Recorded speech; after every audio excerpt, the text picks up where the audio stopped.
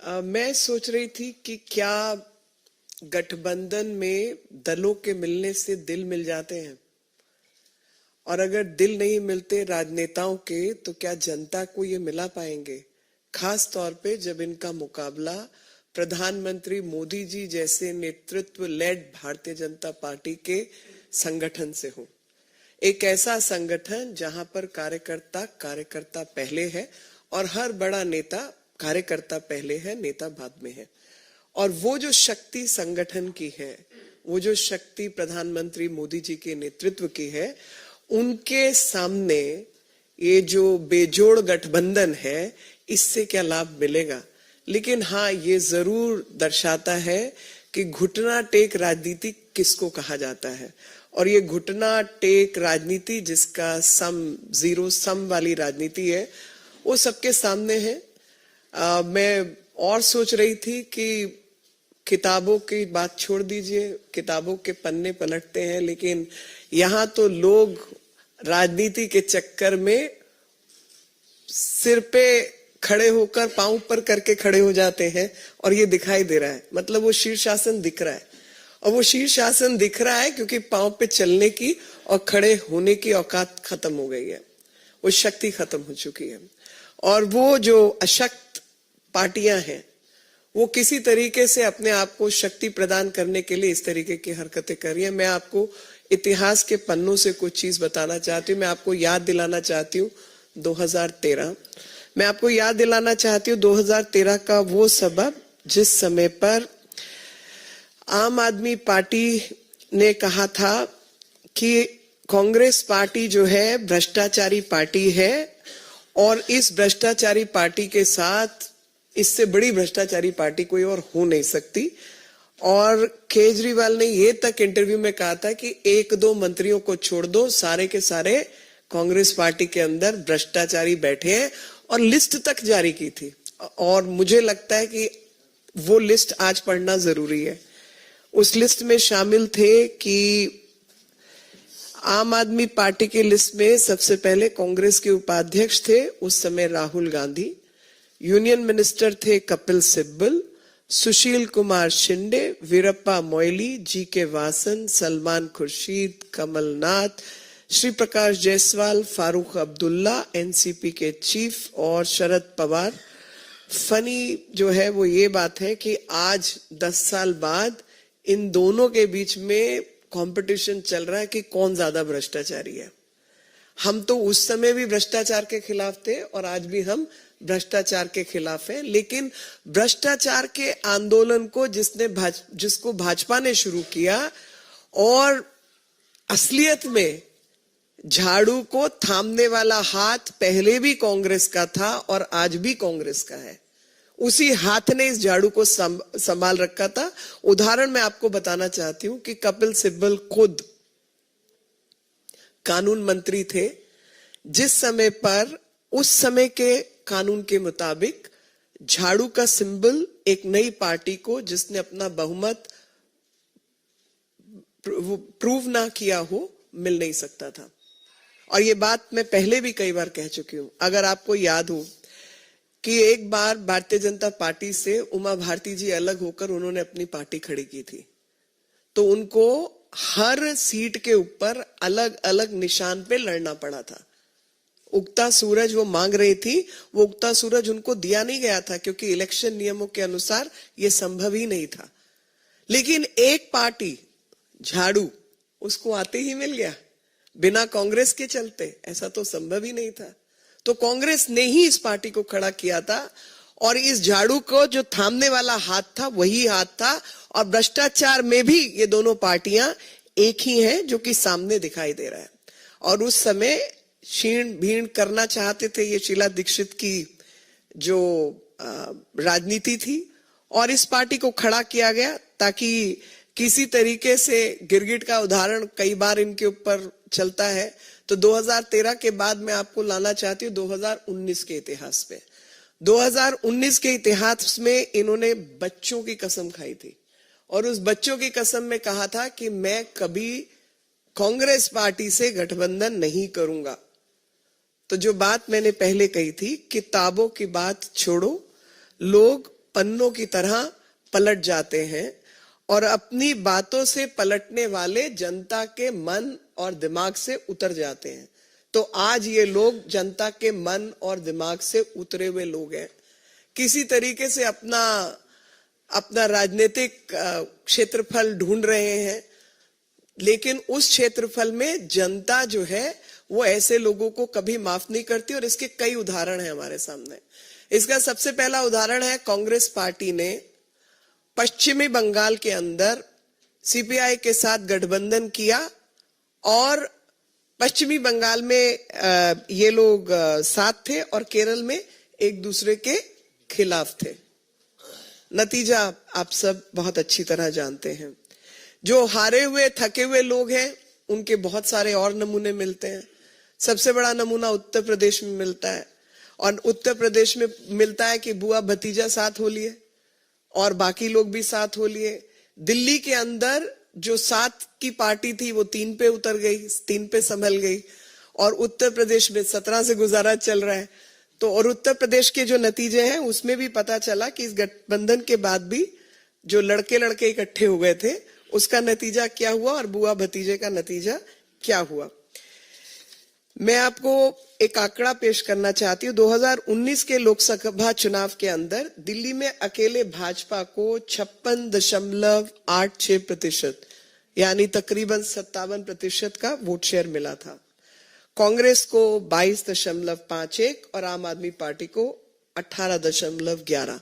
तो जैसा मैंने पहले कहा था कि राजनीति जो है वो मैथमेटिक्स नहीं है, वो गणित नहीं है, वो केमिस्ट्री है। और साथ लोगों का तब मिलता है जब आपने लोगों के बीच काम किया हो। और वो जो केमिस्ट्री है भ्रष्टाचारियों की, वो अलग केमिस्ट्री होती है, और सेवादारों की केमिस्ट्री अलग होती है। तो सेवादारों के आगे भ्रष्टाचारियों की केमिस्ट्री तो चलने नहीं वाली, और भ्रष्टाचारी जो शक्तियां हैं वो भ्रष्टाचारियों के साथ ही रहेंगी, ऐसा भी हम मानते हैं। और जो आपको 2013 से 19 तक का इतिहास है उसके माध्यम से भी मैंने आपको बताया है।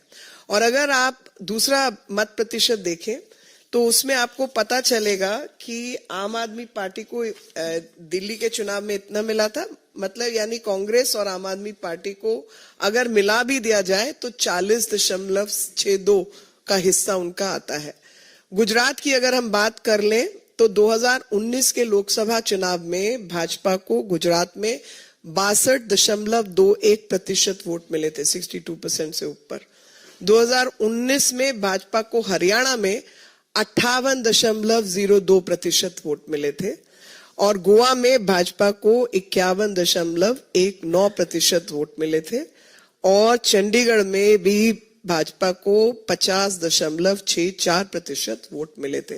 तो मैथमेटिक्स भी फेल कर रहा है, केमिस्ट्री तो फेल है ही, लेकिन जो केमिस्ट्री है वो भ्रष्टाचारियों की केमिस्ट्री है। जैसा कि मैंने आपको पहले बताया कि 2024 सीटों में भाजपा को 2019 के चुनाव में 50% से अधिक वोट मिले हैं।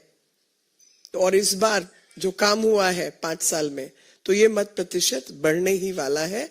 और आपको पता चलेगा देखते देखते कि इस गठबंधन का कोई सिर पैर नहीं है, लेकिन हाँ एक मकसद जरूर है। दोनों पार्टियां जानती है कि चुनाव हार रही हैं, तो अब चुनाव हारने के वक्त वो अपना ठीकरा किसके सिर पर फोड़े, इसलिए ये गठबंधन किया है कि भैया वोट शिफ्ट नहीं हुआ इसलिए हार गए।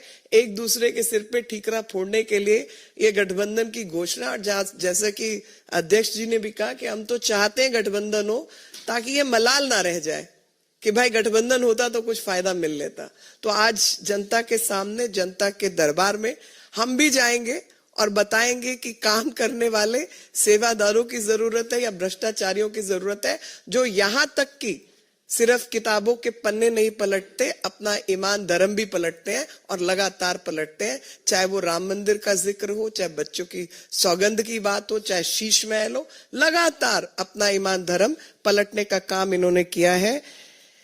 और ऐसा शराब का नशा ऐसा है कि केजरीवाल जी को नहीं छोड़ेगा, और उसी शराब के नशे में कि नशा कई घर उजाड़ देता है। तो जो आम आदमी पार्टी का शीश महल है और शराब का नशा है, उसने आम आदमी पार्टी का घर तो उजाड़ ही दिया है।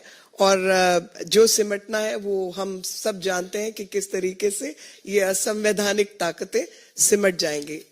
आज मैं एक और विषय पर, जो दूसरा विषय उस पर थोड़ा सा कहना चाहती हूँ कि पूरे देश की जो जनता है, आप भली भांति जानते हैं कि संदेश खाली के अंदर जो कुछ चल रहा है उससे वहां की जनता और खासतौर पे महिलाएं जो हैं वो बहुत अधिक मातृशक्ति गुस्से में है और आक्रोश है। और उस आक्रोश का कारण यही है कि एक महिला मुख्यमंत्री के रहते लगातार महिला उत्पीड़न, विमेन ट्रैफिकिंग, खासतौर पे महिला और बच्चों का जिस तरीके से शोषण वहां पर हो रहा है, ऐसे में जो लगातार इस तरीके की अव्यवस्था बना रखी है, उसी के चलते भाजपा की महिला मोर्चा अध्यक्ष वानती श्रीनिवासन जी ने आज एक कॉलेज स्क्वायर से कैंडल मार्च का भी जो है वो निकाली है। और पीछे मकसद एक ही है कि पुलिस का कर्तव्य है कि जो उत्पीड़ित है उसके साथ खड़ी हो और जो उत्पीड़न करने वाला है उसके खिलाफ खड़ी हो। लेकिन जो डीजीपी हैं पश्चिम बंगाल के, वो संदेश खाली में जाके बैठे हैं और वहां पर उत्पीड़न उन्हीं लोगों पर हो रहा है जो कि उत्पीड़न के खिलाफ संघर्ष कर रहे हैं। कुछ बच्चे जिनके 10th के बोर्ड के एग्जाम्स हैं उनको उठा लिया गया है। कुछ माताएं बहनें जो वहां बैठी हैं, लगातार उनके ऊपर केस पे केस बनाए जा रहे हैं।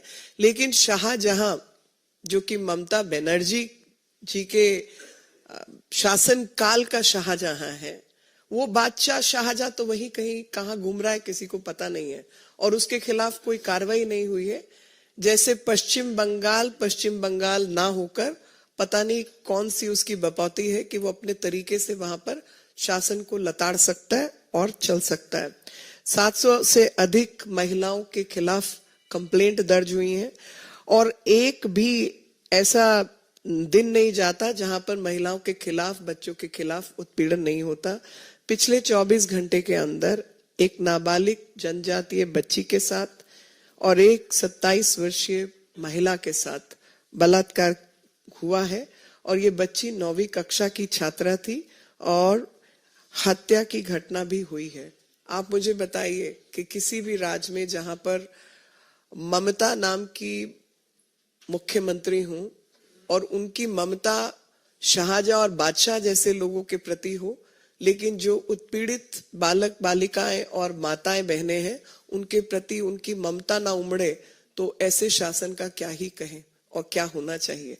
तो आज आप सबके माध्यम से हम लोग भी आक्रोश प्रकट कर रहे हैं और बताना चाहते हैं कि जहां ममता बनर्जी जैसी मुख्यमंत्री बंगाल की बेटियों के साथ नहीं है, लेकिन भारतीय जनता पार्टी प्रधानमंत्री नरेंद्र मोदी जी के नेतृत्व में ऐसी सब माताओं, बहनें, बच्चियों के साथ है जिनके साथ लगातार उत्पीड़न की व्यवस्था पश्चिम बंगाल की सरकार ने खड़ी कर रखी है। आपके कोई प्रश्न हो तो मैं उत्तर जरूर देना चाहूंगी। एक मिनट कमलेश जी।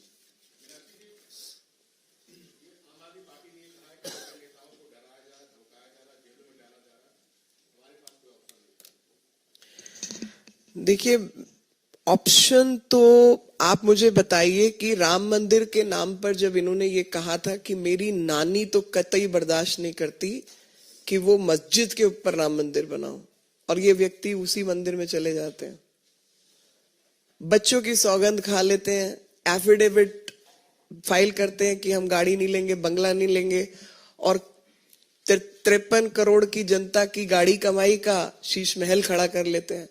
तो भैया भ्रष्टाचारी नेता हैं, भ्रष्टाचारियों के साथ हैं और लगातार भ्रष्टाचार की व्यवस्था ही खड़ी करने का काम इन्होंने किया है। और अपने आप को केवल इस जहमियत से बचाने के लिए ये गठबंधन हुआ है, क्योंकि ये दोनों जानते हैं कि ये चुनाव हार रहे हैं और चुनाव हारने का ठीकरा कहां फोड़ना है, इसलिए इन्होंने किया है, ना कि जनता के चलते।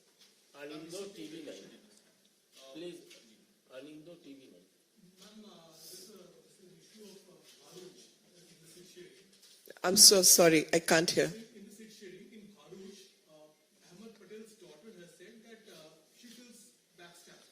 थोड़ी देर बाद ले लेंगे इस क्वेश्चन। मीनाक्षी जी, मेरा प्रश्न ये है कि आम आदमी पार्टी और जो कांग्रेस में गठबंधन हुआ है वो देश को बचाने के लिए हुआ है, राष्ट्र हित के लिए हुआ है, लेकिन उसमें पंजाब राज्य को जो है वो अलग कर दिया है, वहां पर गठबंधन सीट शेयरिंग नहीं हुई। आपको क्या लगता है कि राष्ट्रहित की बात करते हुए पंजाब कहां से अलग हो जाता है? इस पर थोड़ा सा आप जाए। और मैं अध्यक्ष जी से भी प्रश्न पूछना चाहूंगा। आपने कहा कि ये जो आपने गणित की बात की है, तो मैं गणित से पूछना चाहता हूं कि गणितीय समीकरण जो है वो दिल्ली के अंदर क्या बनने वाला है अगर 4-3 का फॉर्मूला होता है तो? देखिए, पंजाब में या दिल्ली में ये जो मर्जी गणित लगा लें, गणित मैंने आपके आगे पढ़ दिया है कि पहली बात तो जहां जहां सीट शेयरिंग इन्होंने घोषणा की है वहां पर इनका गणित भी फेल है, नंबर 1। नंबर 2, चुनाव गणित नहीं रसायन है, और वो रसायन दिलों का रसायन है। भ्रष्टाचारी का मुकाबला सेवादारों के साथ है। एक भ्रष्ट पार्टी के लोग जो लगातार अपनी आत्मा, जनता की आत्मा से खिलवाड़ करते हैं और अपने जो मापदंड तय करते हैं उसे सांप की केचली की तरह उतार के फेंकते जाते हैं। तो ये वही सांप है, केचली विहीन। केचली उतर चुकी है, सामने दिखाई दे रहे हैं कि भ्रष्टाचार के अलावा, देश के साथ गद्दारी के काम करने के अलावा, क्योंकि जनता की गाड़ी कमाई से आप इस तरीके के काम कर सकते हैं क्या? आप हर चीज के अंदर भ्रष्टाचार कर सकते हैं, और हर चीज के अंदर भ्रष्टाचार जो जल थल नभ हम कांग्रेस के समय पर कहते थे, इन्होंने तो कांग्रेस को भी पीछे कर दिया। तो भ्रष्टाचारियों का ही गठबंधन होगा। लेकिन ये जो गणित है ये दिल के मामलों में काम नहीं आता। दलों का मिलन दिलों का मिलन नहीं होता, और वो कभी भी हस्तांतरित नहीं होता। जनता को चुनना होता है कि भ्रष्टाचारियों के सामने सेवादारों को चुनने का काम करना है।